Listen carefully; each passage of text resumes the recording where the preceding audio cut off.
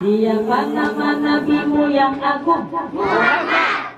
Forum Dakwah Perbatasan bersama Dewan Dakwah Aceh akan mengirim sebanyak 8 dai dan 4 daiyah ke perbatasan Aceh dalam rangka menghidupkan syiar Ramadan tahun ini.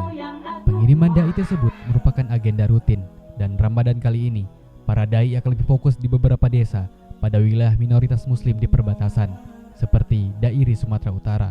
Di wilayah itu, warga muslim hanya sekitar 10-20% dan memerlukan bimbingan ibadah dari para dai.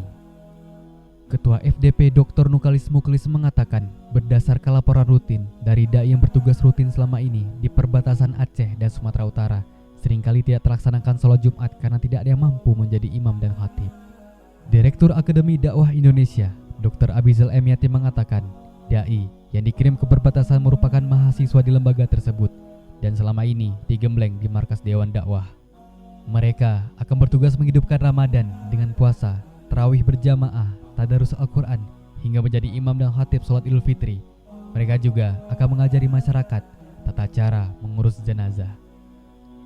Para dai dan daiyah tersebut akan mulai bertugas sejak 27 Februari hingga 31 Maret. Donasi untuk setiap kegiatan dakwah dapat dikirim melalui rekening Forum Dakwah Perbatasan